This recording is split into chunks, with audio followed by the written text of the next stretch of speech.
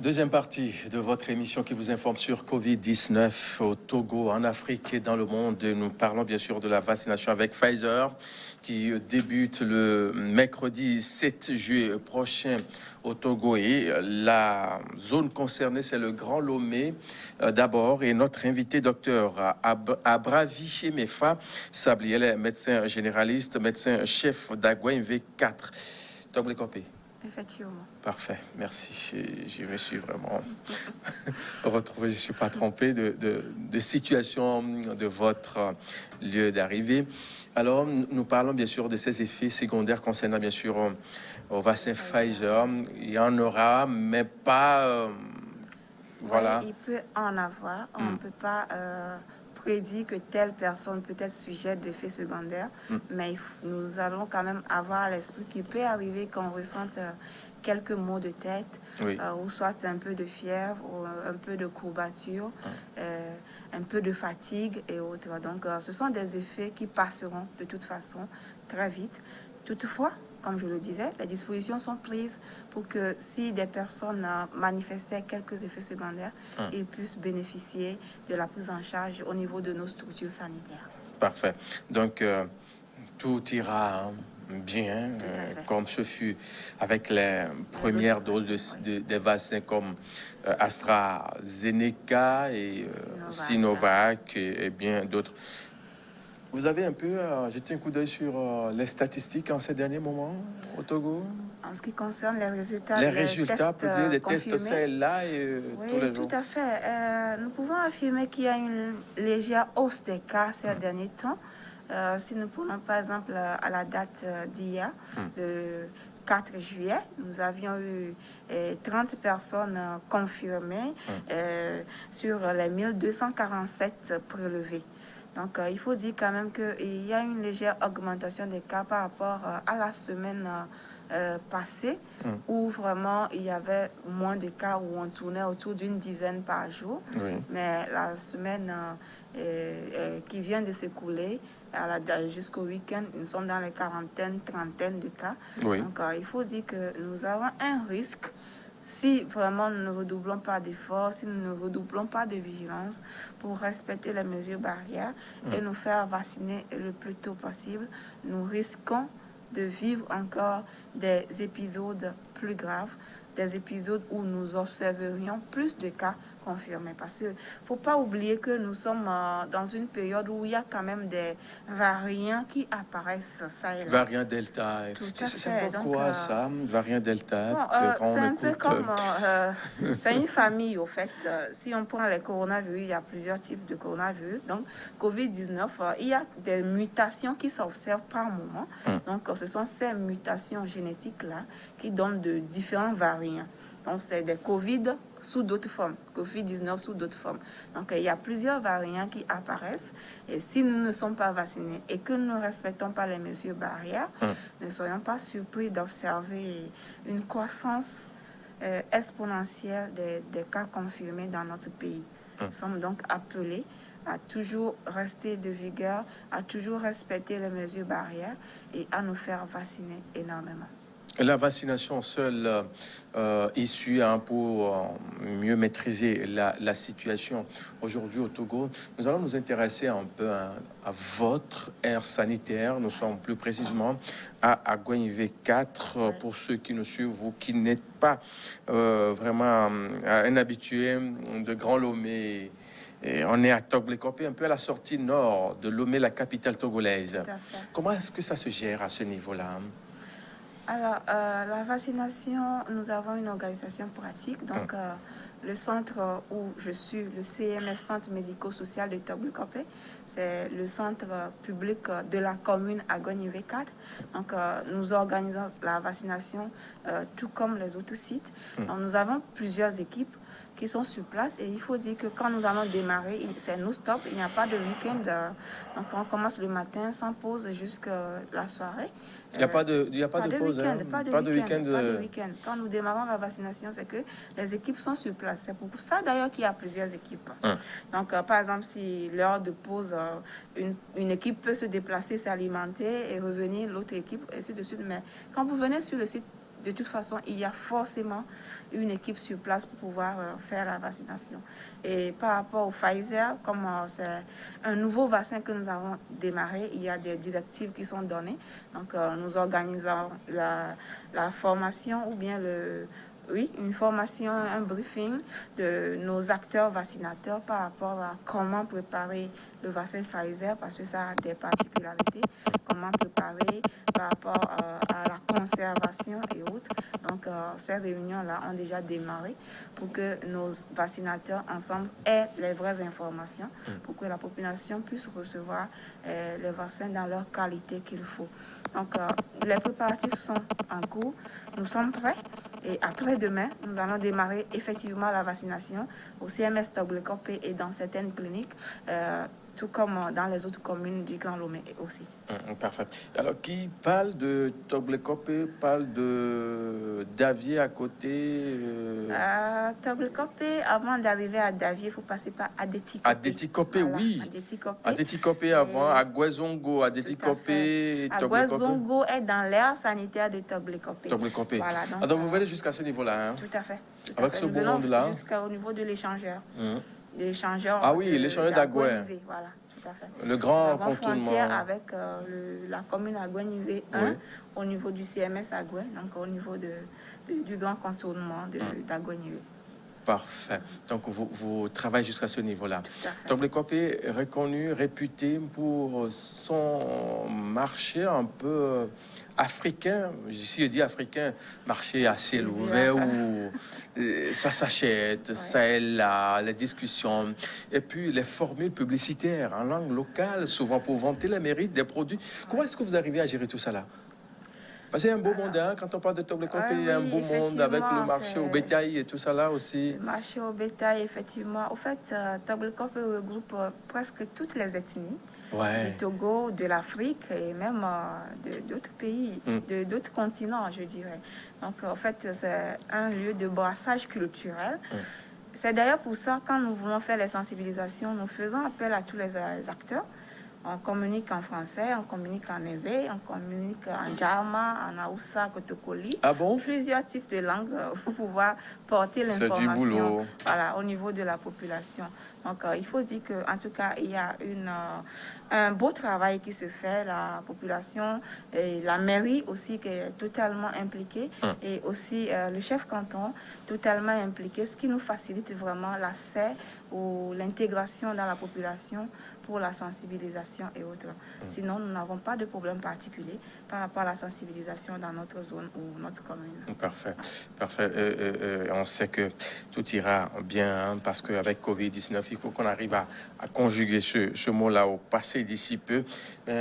Bien avant d'y arriver, le gouvernement tire toujours sur la sonnette d'alarme et ce communiqué en date du 4 juillet 2021 qui dit ce qui suit augmentation des cas confirmés de Covid-19 au Togo. La surveillance épidémiologique de la Covid-19 révèle une augmentation du nombre de cas confirmés depuis une semaine avec un total de 14 039 cas et de 130 décès à la date du 3 juillet 2021. Face à cette recrudescence du nombre de cas et de décès, le gouvernement invite les populations à une vigilance plus accrue et au strict respect des mesures suivantes pour éviter de contracter cette maladie. Numéro 1. Ou bien au point 1, port correct du masque, distanciation physique et sociale, lavage des mains à l'eau et au savon ou à défaut avec une solution hydroalcoolique. Éviter de se toucher les yeux, le nez et la bouche, se couvrir la bouche et le nez avec le pli du coude ou avec un mouchoir en cas de toux ou d'éternuement. Nettoyer et désinfecter fréquemment les surfaces, en particulier celles qui sont régulièrement touchées. Se faire vacciner après enrôlement au étoile 844 dièse ou enregistrement sur le site vaccin.covid19.gouv.fr.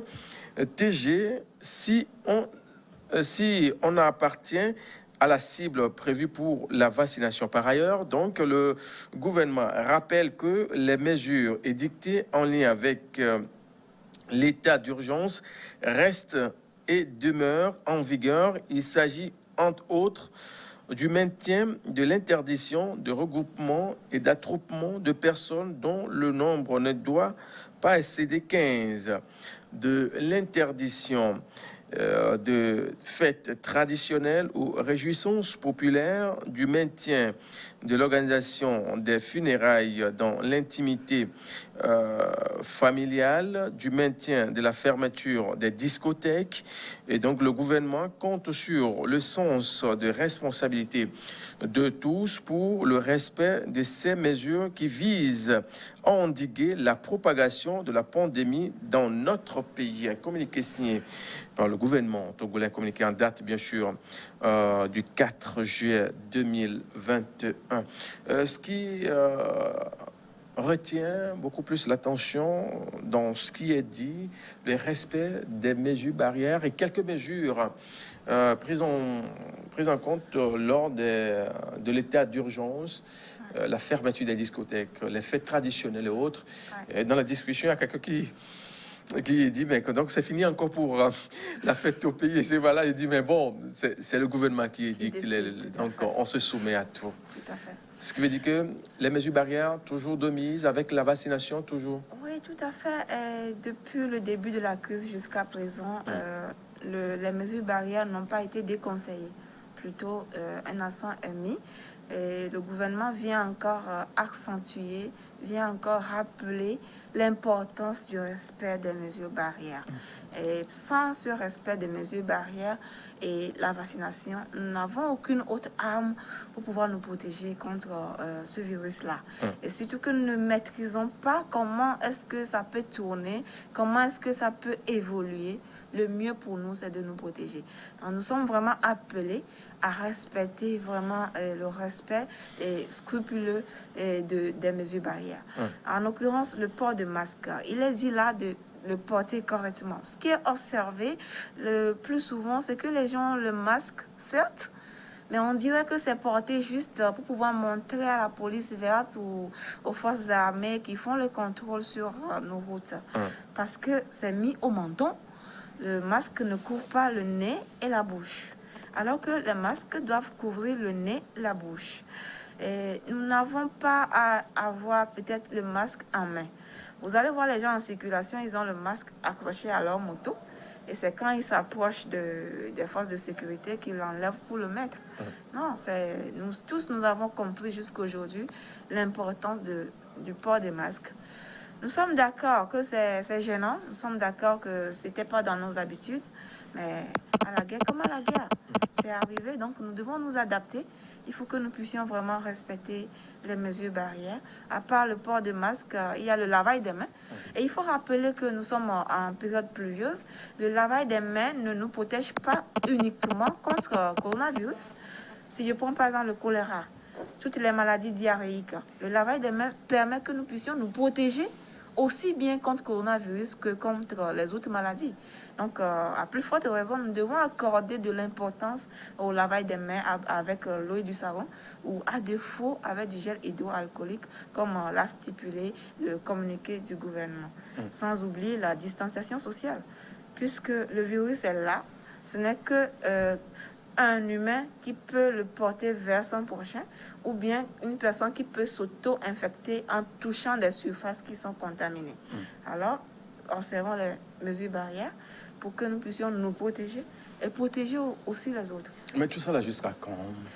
Ah oui, la question se pose, c'est vrai. Nous-mêmes, nous posons cette question jusqu'à quand? Parce que nous souhaiterions que ça puisse finir le plus tôt possible. Parce que nous n'avions plus la vie d'avant et c'est contraignant. Même nous, personnels de santé, nous pouvons affirmer, ce n'est pas une joie pour nous. Ce n'est pas une joie qu'on puisse se réveiller chaque matin, s'habiller, se masquer, ou bien voir son prochain, ne pas pouvoir le serrer la main, ce qui d'ailleurs est dans notre culture, ce qui est le fait de s'embrasser, ça fait même l'essence de notre existence dans nos pays africains. Mais malheureusement, la situation exige nous devons nous adapter, faire l'effort de respecter les mesures barrières, aussi contraignants qu'ils soient, pour qu'on puisse vite s'en sortir. Sans quoi, mais nous dirons que c'est parti pour des années. Nul ne sait quand ça va finir. Donc, il faut vraiment respecter les mesures barrières pour raccourcir autant que possible la durée de cette crise sanitaire-là. Docteur Abravi Mefa Sablé, depuis quelque temps, on parle bien sûr du passeport vaccinal, c'est ça? Oui. C'est quoi concrètement, pour ceux qui nous suivent, pour avoir une idée beaucoup plus concise de la chose avant de revenir là-dessus dans une autre émission? Alors, le passeport vaccinal ou le certificat vaccinal, c'est un document électronique qui atteste que je suis vaccinée, j'ai eu mes 2 doses de tel type de vaccin contre le coronavirus. Alors, ce certificat pourra être imprimé, téléchargé, et qu'on puisse l'avoir en fichier PDF téléchargé et s'en servir partout où besoin sera. Donc, ce certificat comportera le nom, prénom de la personne vaccinée, son lieu de vaccination, sa date de naissance, le numéro de carte d'identité, le numéro de lot ou le type de vaccin reçu, puisqu'il y a plusieurs types de vaccins, le type de vaccin reçu et le numéro de lot, les dates à laquelle les différentes doses ont été administrées. Donc, ce certificat vaccinal aura toutes les informations nécessaires concernant la vaccination en général de la personne, de l'individu. Donc, toute personne peut le télécharger. D'ailleurs, il y a le lien qui permet de faire le téléchargement, ou bien on va sur le site du gouvernement et on demande le certificat de vaccination. Et toutes les démarches viennent, on s'en sert, on utilisera notre code d'enroulement. Le code QR. Voilà, le code QR. Quand on va ingérer et intégrer le code QR, ça demandera aussi le numéro de la carte d'identité. On l'introduit. Donc, cela nous donnera notre code qu'on viendra maintenant insérer, nous permettra d'aller sur la plateforme et surveiller, vérifier notre information sur notre carnet vaccinal. Et s'il y a peut-être un nom ou prénom faussé, ou s'il y a une information manquante et autres, on pourra faire demande de réclamation. Et donc, un message viendra vous demandant d'aller vers telle formation sanitaire pour pouvoir vous faire corriger ce carnet ou passeport vaccinal électronique-là. Une fois sur place, maintenant, nous sommes chargés en tant que responsables de formation sanitaire et aussi nos chargés de vaccination de pouvoir procéder à la correction en ligne de ce passeport vaccinal pour que la personne puisse avoir son passeport tel qu'il se présente avec toutes ses identités. Parfait. Docteur Sabli, c'est déjà la fin. En 30 secondes, on va tirer la conclusion pour le compte de ce thème qui retient notre attention ce jour. Alors, le 7 juillet, tout à fait, nous allons démarrer la vaccination avec le Pfizer, qui est le 3e type de vaccin qui est sur notre territoire. Nous invitons les populations de plus de 50 ans, avec ou sans comorbidité, de venir se faire vacciner. Et nous le démarrons au niveau du Grand Lomé. Alors, une semaine après, cela sera élargi aux populations de 20 ans et plus. N'ayons pas peur, n'écoutons pas uniquement les rumeurs sur les réseaux sociaux. Si nous avons des inquiétudes, approchez-vous des personnes ressources pour qu'ils puissent vous donner les éléments de réponse. Nous pouvons aussi faire les recherches nous-mêmes pour pouvoir mieux comprendre ce qui se dit, pour ne pas être trompés par la désinformation. Et sans oublier, bien sûr, le respect des mesures barrières. Nous devons continuer par respecter les mesures barrières tout en nous faisant vacciner pour qu'ensemble, on puisse s'en sortir le plus tôt possible. Merci à vous. Merci aussi à vous, docteur Abravi Mefa Sabli. Je rappelle que vous êtes bien sûr médecin chef d'Agua MV4 et médecin généraliste. Messieurs, mesdames, merci pour votre fidélité. On se retrouve demain pour un autre point de l'actualité sur Covid-19 sur votre antenne Info 1.